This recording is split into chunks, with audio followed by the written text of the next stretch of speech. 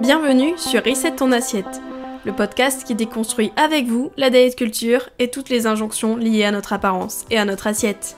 Je m'appelle Juliette, je suis détentrice du compte de la Skiche sur Instagram, où je dénonce la culture des régimes et où je parle également de l'alimentation intuitive.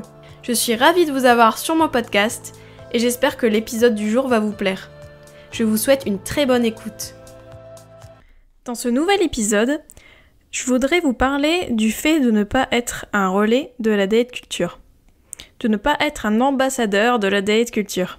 Car oui, rejeter la culture des régimes, c'est une chose. S'en détacher, c'en est une autre aussi. Et ne pas la relayer, ne pas en faire l'ambassadeur, c'est aussi une autre chose que j'aimerais vous expliciter dans cet épisode. Pour moi, il y a beaucoup de comportements qu'on peut adopter et qui pourraient permettre de ne pas propager la diet culture. Donc comme je vous l'avais dit dans le premier épisode quand je vous avais expliqué ce qu'était la diet culture, elle se propage aussi parce que, à titre individuel, en plus du collectif, on la véhicule, un peu tous, dans nos actes, dans nos paroles, dans nos comportements, etc. Je vais pas vous faire un cours de philosophie, mais vous savez que l'être humain est un animal social et que c'est vrai que on a tendance à prendre un peu comme une éponge les comportements qu'on a autour, et on est très influencé par les dires de nos pairs et de nos groupes sociaux. Ça se voit que j'ai fait de la sociologie ou pas? Non, je rigole. Voilà, donc petit cours, petit aparté, mais je trouve ça donc important de essayer de se dire, bon, je vais essayer de ne pas tenir des propos trop culture des régimes et essayer d'inspirer les gens autour de moi.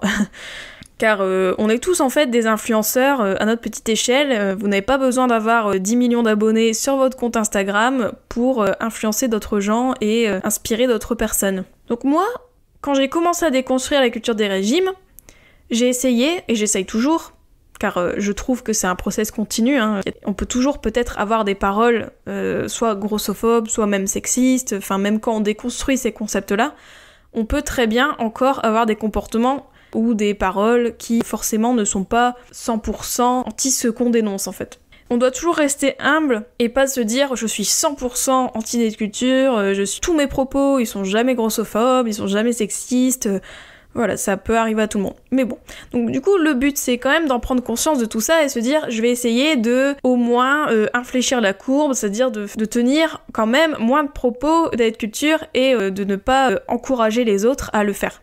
Donc j'ai listé quelques comportements que vous pouvez adopter si vous ne voulez ne pas être un relais de la diet culture. Donc je dirais le premier déjà, c'est de ne pas commenter le corps des autres, mais surtout leurs variations, c'est-à-dire si la personne a pris du poids ou si la personne a perdu du poids.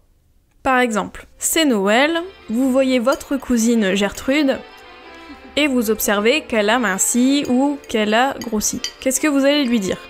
Si vous voulez rejeter vraiment la diet culture et ne pas en être le relais, il ne faut pas commenter cette perte de poids ou cette prise de poids. Normalement, les phrases du type « Waouh, t'as minci, comment t'as fait, bravo !»« Ah ouais, t'as grossi quand même, tu devrais faire attention, non ?» Eh ben ce genre de phrase, ça ne devrait pas sortir de votre bouche. Si ça sort de la bouche de quelqu'un de votre entourage, et c'est très probable, eh bien vous pouvez très bien lui mettre un petit taquet, si le cœur vous en dit, ou très bien dire non mais voilà, Gertrude, son corps, ça la regarde, si elle grossit, si elle mincit, on n'a pas à commenter.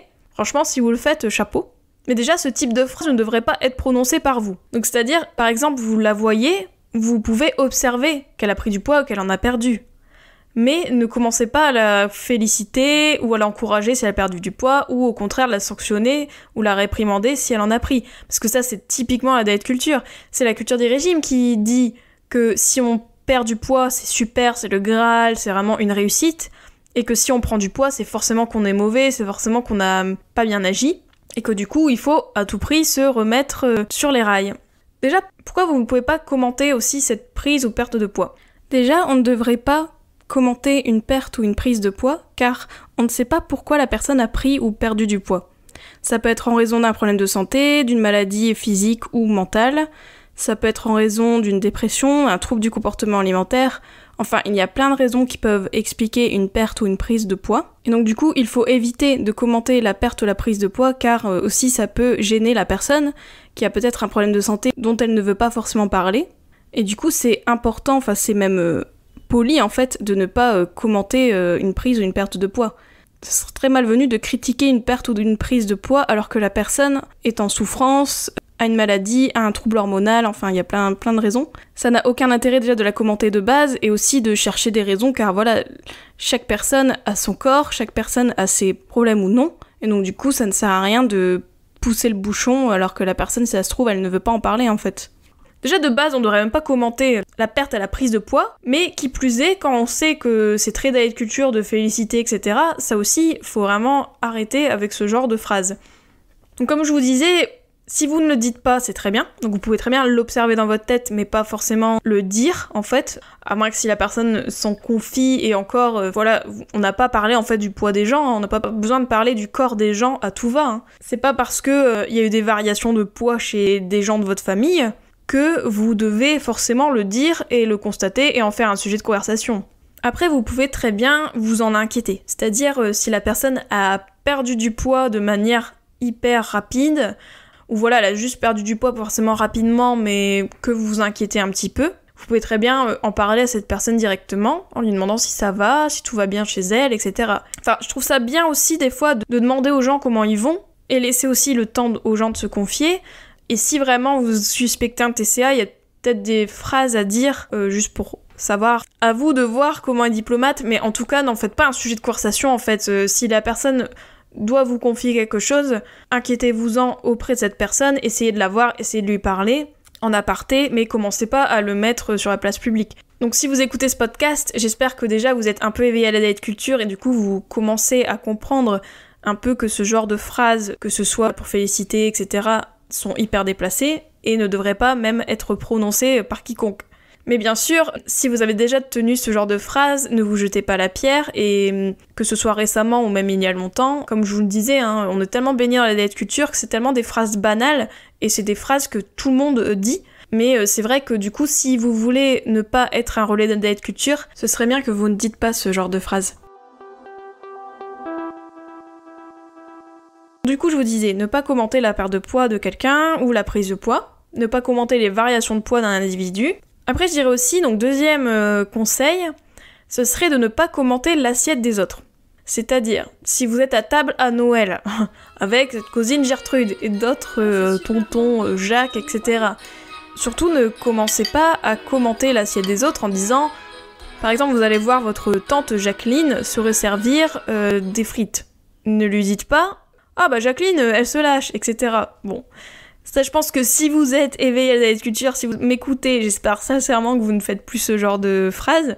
Mais bon, ça peut arriver, ou même dire ah ouais, tu te resserres, ce genre d'observation en fait. On ne devrait pas commenter en fait ce que mangent les gens. Que ce soit même pour rigoler, en vrai, je trouve que bon, l'humour peut cacher pas mal de choses. Après, ils vont me dire on peut plus rien dire, mais en vrai, je pense que l'assiette des autres, ce que chaque personne mange, ça ne devrait pas être un sujet de conversation. On ne devrait pas en fait juger ce que mangent les autres ou ce que mangent pas les autres. Par exemple, quelqu'un qui ne se resserre pas, vous n'êtes pas obligé de commenter en disant ah bah machin, t'es au régime, etc. Parce que voilà, chacun ses besoins, chacun ses envies. Donc du coup, c'est très malvenu en fait de commenter ce que chaque personne mange. Chacun a le droit de manger ce qu'il veut et chacun a le droit de ne pas manger aussi ce qu'il veut. Donc une fois qu'on comprend que c'est quand même la culture des régimes qui fait qu'on scrute ce que les autres mangent, on fait des commentaires, on commente en bien ou en mal ce que la personne mange, tout ça c'est quand même la culture des régimes qui fait qu'on surveille notre alimentation et on surveille celle des autres. Et on a des jugements de valeur sur ce que les autres mangent. Et ça aussi, c'est à éviter. En fait, voilà, on ne devrait même plus parler de ce que les autres mangent, quoi. Donc ça, c'est pour les deux premiers conseils. Et mon troisième conseil, qui rejoint le deuxième conseil par rapport aux assiettes, c'est de ne pas continuer, de ne pas faire des blagues sur les prises alimentaires qui sont faites au cours du repas. C'est-à-dire, si tout le monde mange un dessert, ne commencez pas à dire « Ah, mais il faut que j'aille courir demain »,« Ah là, c'est sûr, ce soir, je ne mange pas », etc. En fait, tous ces commentaires-là, c'est encore la diet culture parce que c'est la culture des régimes qui catégorise les aliments et donc qui diabolisent certains aliments. Et je sais qu'au cours de tels repas, il y a un peu un effort collectif qui est fait du type chacun y va de son petit commentaire, chacun surenchère un peu sur ce type de phrase, des petits commentaires un peu acerbes, un peu drôles pour redire à quel point ce qu'on fait c'est pas bien ou qu'on doit culpabiliser, etc. Mais ça encore, du coup, ça véhicule vraiment la culture des régimes qui fait qu'on doit se sentir coupable si on mange un dessert, qu'on doit le dire et qu'on doit tous s'en désoler. Donc n'hésitez pas, quand vous entendez ce genre de phrase, à contrer un peu la culture des régimes justement en disant un peu des commentaires qui vont dans l'autre sens. C'est-à-dire du type ah mais c'est très bon, ah mais c'est important le plaisir dans l'alimentation, ou ah bah c'est important de se faire plaisir quotidiennement, tout le temps en fait. Enfin, improvisez, brodez, faites-vous plaisir vous aussi, mais en tout cas n'hésitez pas à faire de petits commentaires qui pourraient contrer la diet culture. Enfin, mon dernier conseil irait dans la lignée du précédent, je dirais, car donc je vous ai dit de ne pas faire de commentaires ou de blagues sur les prises alimentaires faites pendant le repas. Mais aussi, je vous conseille de ne pas faire de blagues grossophobes ou de ne pas rire aux blagues grossophobes. C'est-à-dire, vous mangez cette fameuse bûche. Il y a tonton Fabrice qui dit « Ah mais là c'est sûr, on va tous prendre 15 kilos ». Ou bien il y a tante Jacqueline qui va dire « Faut vraiment que j'arrête de manger, sinon je vais ressembler à une grosse vache ». Bon, ce type de commentaire est hyper violent quand on est éveillé à la grossophobie et qu'on veut la dénoncer justement. Mais ce sont des commentaires qui malheureusement sont très courants dans les repas de famille, mais même les repas en général. Mes conseils ne s'appliquent pas qu'à Noël, bien sûr. C'est important d'identifier que ce sont des blagues grossophobes, et donc c'est important de ne pas en faire et de ne pas en rire en fait. Enfin, dans ce genre de commentaires, on voit qu'il y a une peur de grossir qui se sent à 15 km, et qui montre bien qu'en fait être gros c'est mal, et qu'il faut à tout prix éviter d'être gros. Donc on voit que les corps gros sont vraiment discriminés, même à travers ce type de blague. Et donc c'est important de ne pas participer à cette grossophobie ambiante, et de rappeler un peu aux gens, si on arrive à le faire, que ce sont des blagues grossophobes, qu'être grosse n'est pas mal, qu'être gros c'est juste un type de morphologie, et que si on pouvait se foutre la paix avec ce type d'injonction, avec ce type de remarques sur la peur de grossir, avec ce type de blagues, etc., ce serait vraiment pas mal. Même si je me doute bien que derrière il peut y avoir une souffrance. Si votre tante Jacqueline fait ce type de commentaire, c'est sa propre peur de grossir qu'elle véhicule à travers cette remarque, et que souvent en fait elle a besoin peut-être d'être rassurée. Mais en fait le problème il est là, c'est que on essaye de se rassurer justement, on essaye d'avoir cette validation des autres qui nous dit mais non ne t'en fais pas, tu ne vas pas être grosse, etc. Et rien que ça, rien que dire ça, même si ça paraît anodin, c'est très grossophobe. Car en fait être gros y a rien de mal, et grossir y a rien de mal, et déjà c'est pas en mangeant une bûche qu'on prend 15 kilos déjà d'une, mais de deux, même si on prenait 15 kilos, il n'y aurait pas de problème en fait. On sent cette diabolisation de la prise de poids qui est véhiculée à travers la culture des régimes et qui du coup transpire un peu dans ce type de blagues ou ce type de remarques. Donc je vous encourage vivement à ne pas rire à ces blagues-là et à faire remarquer aux personnes qui les ont faites que ce type de propos n'est pas acceptable en fait. Après je me doute bien que quand vous mangez avec des amis, avec des proches, avec votre famille, par moment réagir en fait à ce type de remarques, ça peut être très énergivore. Et je comprends que vous puissiez vouloir en fait juste vous préserver et juste passer un bon moment sans forcément rentrer dans des débats de 15 heures. Moi-même, ça m'arrive régulièrement d'entendre ce type de remarques et des fois, j'avoue que moi-même, je suis soit sidérée ou soit en fait, je n'ai juste pas envie de surenchérir. Souvent dans ces cas-là, en fait, j'essaye de faire un commentaire assez light, mais d'en faire un quand même, mais ça m'arrive aussi qu'il y a des jours que je ne dis rien et je travaille là-dessus d'ailleurs. Enfin, en tout cas, c'est très normal de vouloir se préserver, de ne pas forcément vouloir débattre, de ne pas forcément vouloir entrer dans des discussions qui seront peut-être vives ou peut-être parfois même virulentes, car je pense qu'il y a certaines personnes, si on leur fait remarquer que leurs propos sont grossophobes, ils vont peut-être surréagir ou réagir d'une manière peut-être violente. Et du coup, je comprends que vous ne voulez pas faire de polémique et je ne vous jugerai pas pour ça. En tout cas, ce que je vous encourage à faire, c'est donc, si vous pouvez, faire des petites remarques pour planter des graines chez certaines personnes, mais surtout d'être vous-même un modèle de bienveillance envers le corps des autres, envers l'alimentation des autres, et vous-même un peu prêcher la bonne parole rien que par vos actes et votre comportement. Si vous sentez que quelqu'un a des insécurités par rapport à son corps, n'hésitez pas à lui parler, à lui communiquer un peu votre vision des choses, car cela peut être très apaisant en fait, si vous êtes dans cette optique de rejeter la culture des régimes, de lui faire passer un peu ces messages-là que vous pouvez entendre à travers mon podcast, à travers mon compte, mais aussi à travers d'autres comptes, à travers l'alimentation intuitive, etc. Enfin, n'hésitez pas à en parler en fait autour de vous, car je pense que c'est vraiment un discours qui pourrait faire beaucoup de bien s'il était plus véhiculé. Donc en gros, passez le mot, soyez vous-même un modèle pour les autres, inspirez les autres, rassurez les personnes qui en ont besoin, essayez d'apaiser un peu le mental des autres si vous arrivez à le faire. En tout cas, soyez conscient que même à votre petite échelle, même autour de vous, même si vous avez 5 amis ou une petite famille ou que sais-je, si vous pouvez aider au moins une personne, faites-le en fait. Et si vous pouvez essayer de changer les mentalités autour de vous, faites-le.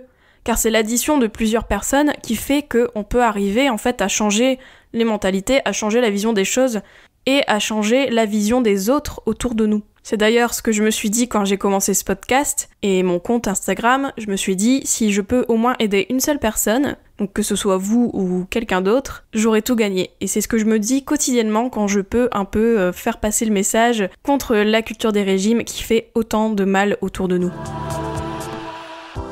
J'espère que cet épisode t'a plu. N'hésite pas à le partager et à lui laisser une super note sur les plateformes si c'est le cas. Vous pouvez toujours me retrouver sur mon compte Instagram, TheLastQuiche. Je vous dis à très vite pour un nouvel épisode de Reset ton assiette.